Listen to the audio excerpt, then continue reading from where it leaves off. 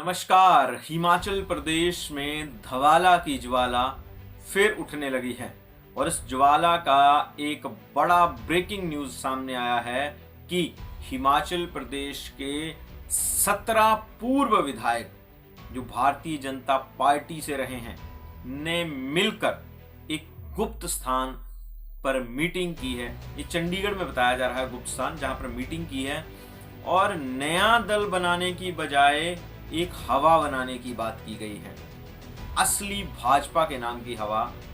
और इसी हवा के तहत अब हिमाचल में क्या हवाएं बदलने वाली हैं।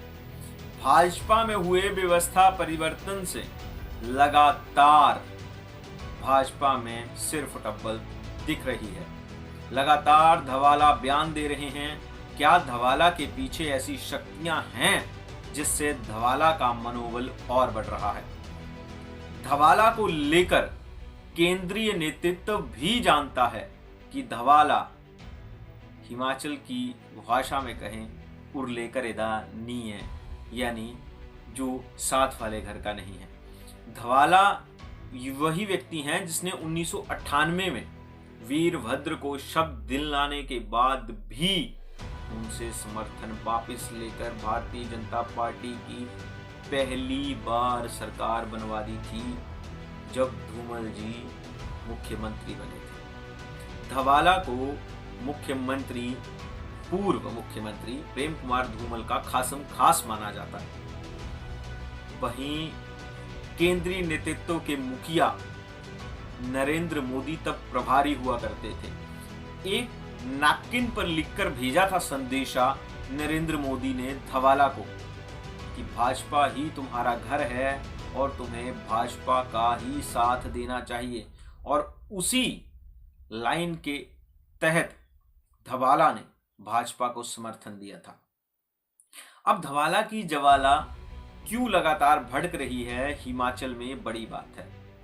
हिमाचल में 9 लोग ऐसे भारतीय जनता पार्टी में आए हैं जिन्हें आते ही टिकट मिल गए हैं। अब उन 9 विधानसभा क्षेत्रों में पूर्व में जिन्होंने चुनाव लड़े थे वो व्यक्ति स्थापित लोग थे, चाहे धवाला हो जाएं, चाहे हमीरपुर में नरेंद्र ठाकुर हो जाएं। ऐसे 9 की जगह 9 लोग स्थापित थे।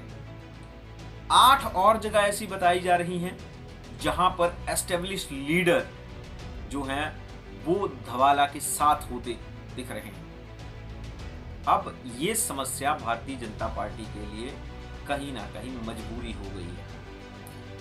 ये लोग इतना समझते हैं, भारतीय जनता पार्टी के जो नेतृत्व है वो इतना समझती है कि कहीं गलती से ज्वाला फूट उठी और इस ज्वाला ने यदि चुनाव भी लड़ लिया तो भारतीय जनता पार्टी जो 2027 में सत्ता की वापसी का इंतजार कर रही है, कहीं ऐसा ना हो कि सत्ता में आते आते रह जाए।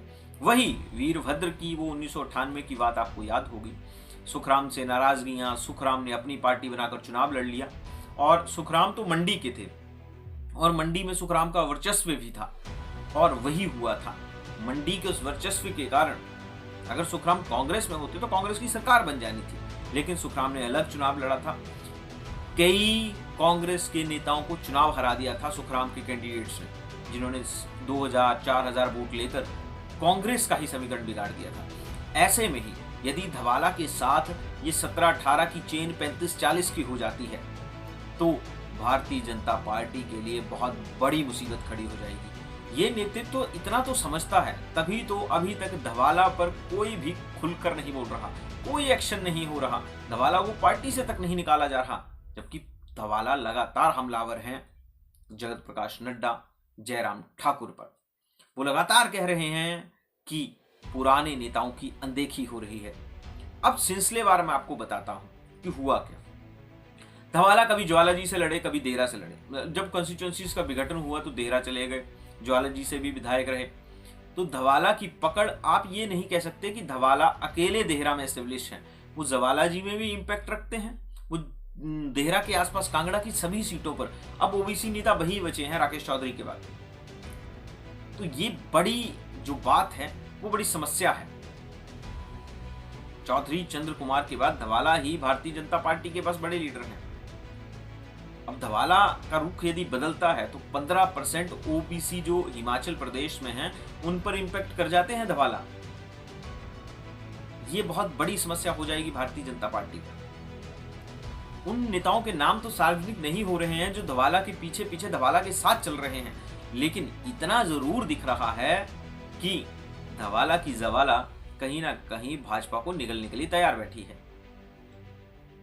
देखिए, हमीरपुर में आशीष का एस्टेब्लिश होना, नरेंद्र ठाकुर की राजनीति का अंत, उर्मिल ठाकुर की राजनीति का अंत, अनीता वर्मा की राजनीति का अंत कहीं ना कहीं क्योंकि डॉक्टर परशुवेंद्र वहां पे एस्टेब्लिश हो गए हैं।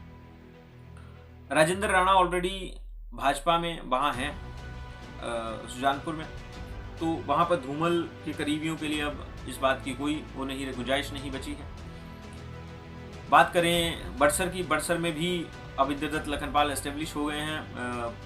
बलदेव शर्मा की वहां पे पॉलिटिक्स एक तरह से खत्म ही है, हाशिए की तरफ ही है। कुटलहड़ में वीरेंद्र कंवर और देवेंद्र कुमार भुट्टो में भी जद्दोजहद चली हुई है, लेकिन जिस तरह से भुट्टो को हाईलाइट किया जा रहा है मंडलाध्यक्षों में, उनको जो प्राथमिकता दी गई उससे साफ दिख रहा है कि कहीं ना कहीं बैकफुट पर दिख रहे हैं वीरेंद्र कंवर।